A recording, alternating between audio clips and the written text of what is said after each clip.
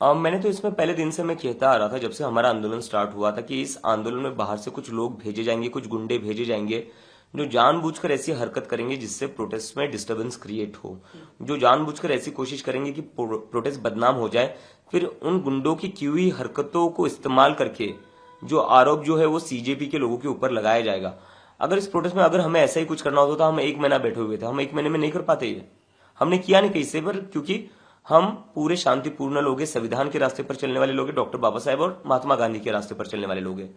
ये बाहर से भेजे गए हुए गुंडे थे जिन्होंने ये हरकत करी है, और इन गुंडों की प्लानिंग दिल्ली पुलिस के साथ हो रखी थी। क्योंकि जिस प्रोटेस्ट साइट पर मुझे बिना चेकिंग के पुलिस जाने नहीं दे रही थी, वहां पर पुलिस अब बता रही कि 2100 क्रिमिनल्स खुलेआम घूम रहे थे। तो ये 2100 जो क्रिमिनल्स है वो खुलेआम कैसे घूम रहे थे? पहली बात, किसकी गलती है? किसने इन्हें खुला छोड़ा? दूसरी बात, जंतर मंतर पर जहां पर मेरी बिना चेकिंग के एंट्री नहीं होती थी, वहां पर ये 2100 क्रिमिनल्स बिना चेकिंग के कैसे आए? एएनआई की टीम आती थी, एएनआई की टीम के भी इक्विपमेंट्स चेक होते थे, उनकी टीम की भी चेकिंग होती थी। तो पुलिस ने इन क्रिमिनल्स को बिना चेकिंग के अंदर कैसे आने दिया, या चेकिंग के साथ अंदर आने दिया और बोला कि आप लोग जाओ अंदर माहौल खराब कर लो? तो इसमें पुलिस पर भी बहुत बड़ा प्रश्न चिन्ह है, जिसके उन्हें जवाब देने पड़ेंगे। तो बड़ा सवाल खड़ा कर रहे हैं आप दिल्ली पुलिस पर। मैं सवाल नहीं खड़ा कर रहा हूं, मैं बता रहा हूं 19 की रात को दिल्ली पुलिस ने पत्थरों से भरा ट्रक जंतर मंतर के पीछे लगा रखा था, स्टेज के पीछे। अब पत्थरों से भरा ट्रक खड़ा करने का रीजन क्या है? उस ट्रक के बगल में दिल्ली पुलिस ऑलरेडी एक डैमेज्ड वैन खड़ी कर देती है। क्या रीजन है?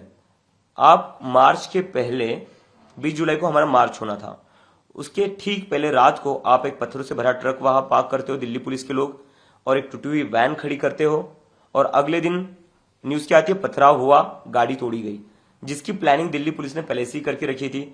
और जब मैंने ये वीडियो सुबह 20 की जुलाई को सुबह 5:30 बजे ये वीडियो ट्वीट करा था पत्थरों से भरा ट्रक का, तो दिल्ली पुलिस ने जैसे ये ट्वीट देखा मेरा, दिल्ली पुलिस ने हमारे टीम मेंबर्स को बुलाया और कहा कि अभिजीत ऐसे वीडियोस क्यों ट्वीट कर रहा है? ये ट्रक तो एमसीडी का है, ये तो मतलब जो कंस्ट्रक्शन जो चल रहा है उसका जो बचा कुचा डेबरी है वो ट्रक में वो है, पत्थर कहां पर है? तो जिस ट्रक को पुलिस वाले एमसीडी कह रहे थे, अभी रिपोर्ट आ रही है कि वो ट्रक तो हिट एंड रन में पकड़ा गया है। तो पुलिस कहीं ना कहीं झूठ बोल रही है, और पुलिस ने पूरी प्लानिंग के साथ वहां पर पत्थर लाए, पूरी प्लानिंग के साथ टूटी हुई गाड़ी लाई, पूरी प्लानिंग के साथ उनने बाहर से जो गुंडे आए उनकी मदद की। कैसे इस आंदोलन को खराब किया जा सकता है? वेस्ट बंगाल से एक दहशतगर्द भी पकड़ा गया है, जेएम का ऑपरेटिव बताया जा रहा है, और वो भी कोशिश में था कि इस प्रोटेस्ट में घुसे। तो ये इंटेलिजेंस का और पुलिस का फेलियर बनते हैं। ये पूरा उनका ही तो फेलियर। ये ऐसा कैसे हो सकता है? होम मिनिस्टर अमित शाह के रहते हुए ऐसा कैसे हो सकता है? क्या उनकी पुलिस बस तभी एक्टिव होती है जब 12 साल की लड़कियों के सर फोड़ने होते हैं? क्या उनकी पुलिस और इंटेलिजेंस, आरएएफ, सीआरपीएफ तभी एक्टिव हो सकती है जब लड़कियों के कपड़े फाड़कर उनको पीटना, उनके प्राइवेट पार्ट्स पर लाठियां चलानी है? जहां पर बात गुंडों को रोकने की आती है, क्रिमिनल्स को रोकने की आती है, आप तो रोक नहीं पाए। आप खुद बता रहे हो कि 2100 क्रिमिनल्स जंतर मंतर पर आए थे। तो ये क्लियर अमित शाह का फेलियर है, पुलिस का फेलियर है, और मैं इसे फेलियर नहीं कहूंगा, ये प्लानिंग थी इन लोगों की। अच्छा, एक महत्वपूर्ण सवाल यहाँ पर ये है अभिजीत भाई कि आप लगातार कह रहे हैं कि इस्तीफा हो गया, चीजें हो रही हैं, लेकिन एजुकेशन में रिफॉर्म की जरूरत है। तो अभिजीत दिक्के का एजुकेशन रिफॉर्म जो है वो क्या है, उसको आप एक्सप्लेन कर पाएंगे अपने जेनजी दोस्तों को? मैं थोड़ा मोटा मोटा बता देता हूँ। पहली चीज तो इस देश में आज जो एजुकेशन है वो अनअफोर्डेबल बन चुका है, और ये सिर्फ डिग्री की बात नहीं कर रहा हूं मैं। हम बच्चों को अगर फर्स्ट स्टैंडर्ड में भी भेजते हैं, सेकंड स्टैंडर्ड में भी भेजते हैं, वहां पर 1-1, 1.5 लाख की फीस देनी पड़ती है, डोनेशन देना पड़ता है। उतनी माँ बाप की सैलरी नहीं होती है, उतनी उनकी सेविंग्स नहीं होती है जितनी उनको 1 साल की फीस भरनी पड़ रही है। तो वो माँ बाप कहां से देंगे? चलो ठीक है, जिनके माँ बाप आईटी कंपनीज में काम करते हैं वो शायद से एक बार को अफोर्ड कर सकते हैं, लेकिन जो लोग 30-40 हजार महीने का कमा रहे हैं वो कहां से एक साल का 1 लाख भरेंगे? क्योंकि 30-40 हजार में से महीने का बचता कितना है? घर चलाना होता है, उसका खर्चा अलग से, तो महीने का 5-10 हजार बचेगा। सेविंग कितनी होगी साल भर में? जब इंसान की सेविंग ही नहीं हो रही है 1-1.5 लाख एक साल में, उसमें वो स्कूल फीस कहां से भरेगा? तो एजुकेशन को अफोर्डेबल बनाना पड़ेगा, एक्सेसिबल बनाना पड़ेगा, ताकि आपकी इनकम कितनी भी हो आपके बच्चों को शिक्षा अच्छी मिले। और दूसरी चीज मैं देख रहा हूं कि प्राइवेट स्कूल की इस देश में लूट मचा रखी है।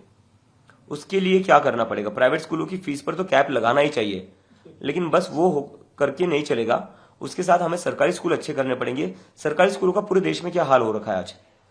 सारे सरकारी स्कूलों में छत टपकती है, बेंचेस नहीं है, और कितने सारे स्कूलों में तो टीचर्स भी नहीं है। अभी राजस्थान की लड़कियां प्रोटेस्ट कर रही है टीचर्स के लिए कि टीचिंग स्टाफ नहीं है हमारे पास।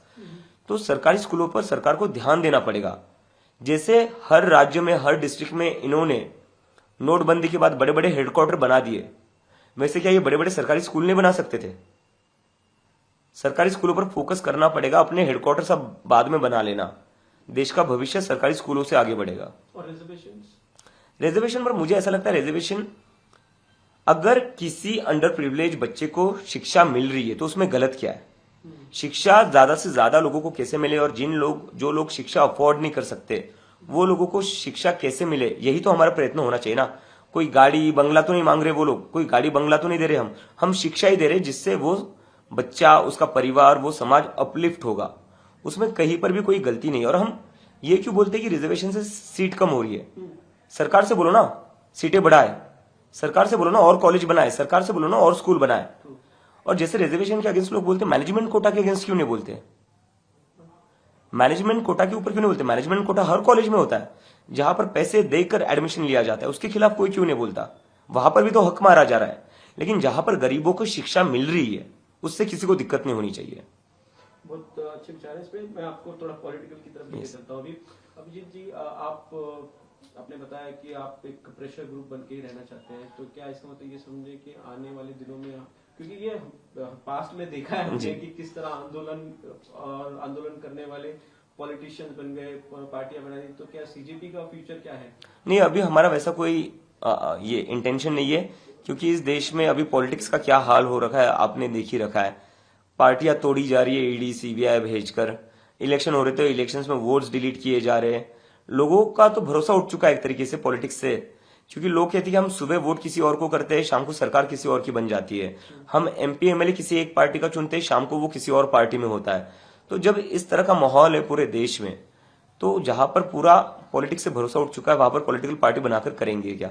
मुझे लगता है कि लोगों का जैसा भरोसा उठता जा रहा है सारे इंस्टीट्यूशन से, चाहे वो जुडिशरी हो, चाहे वो इलेक्शन सिस्टम हो, चाहे वो इलेक्शन कमीशन खुद ना हो, और चाहे मीडिया क्यों ना हो, तो कहीं ना कहीं इस देश को अब एक पब्लिक मूवमेंट की जरूरत है। प्रेशर ग्रुप की, बिल्कुल। तो आप प्रेशर ग्रुप बने रहे? जी बिल्कुल। तो जब आप प्रेशर ग्रुप की बात करते हैं तो क्यों जरूरत पड़ रही है प्रेशर ग्रुप की? क्या अपोजिशन वो काम नहीं कर पा रहा है? क्योंकि हम डेमोक्रेसी में हैं और हमारी डेमोक्रेसी उसमें अपोजिशन भी उतना ही इक्वल इम्पोर्टेंस होता है जितनी सरकारें होती है। तो अभी का जो अपोजिशन वो नाकाम ठहर रहा है? मुझे लगता है कहीं ना कहीं सारे ही पॉलिटिकल पार्टीज, चाहे वो अपोजिशन हो चाहे रूलिंग पार्टी, वो कहीं ना कहीं डिस्कनेक्ट हो चुके हैं, और खास करके डिस्कनेक्ट हुए युवाओं से। इसलिए आपने देखा होगा कि सीजेपी के साथ सबसे ज्यादा युवा जुड़े हुए हैं।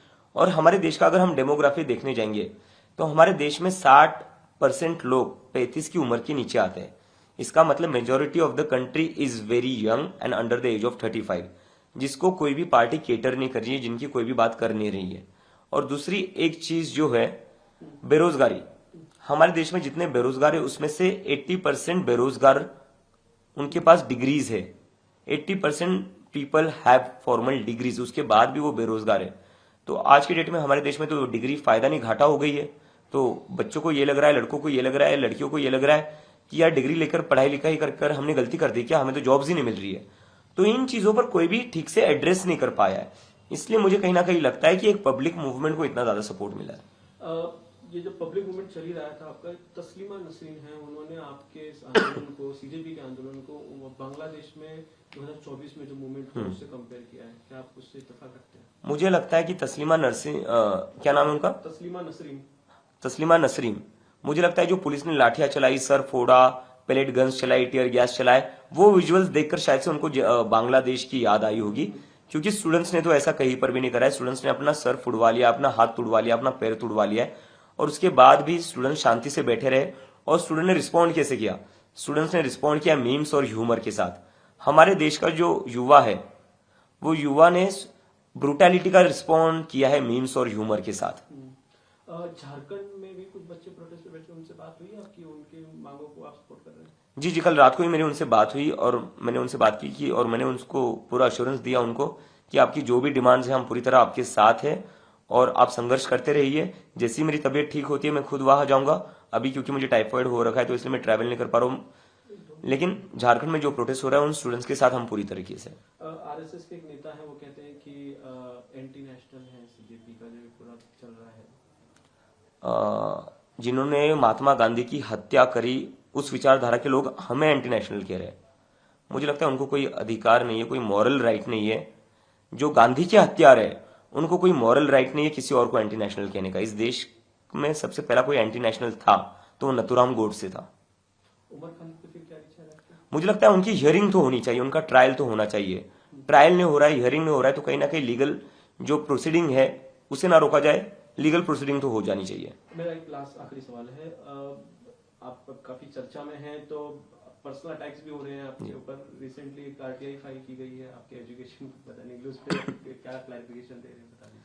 नहीं, उस पर तो मैं यही कहना चाहूंगा कि मैं अपने एजुकेशन लोन और मैं मेरी स्कॉलरशिप के लेटर दिखाने को तैयार हूँ। जैसे कि मैं सो रहा हूँ तो पिताजी को जगाना है मुझे, तो वो डायरेक्ट उठाने के बजाय, और हिंसा की परंपरा मेरे यहाँ नहीं थी सौभाग्य से, तो वो क्या करते थे कि उस कमरे में आ जाएंगे या बाहर से गुजरेंगे और चौपाई बोलेंगे, प्रात काल उठ गए रघुनाथा मात पिता गुरु नावई माता। कभी कभी मैं गुस्से में उठ करके अरे पापा, तो चरण स्पर्श किया और सो गया। मैंने कहा अब मत उठाना।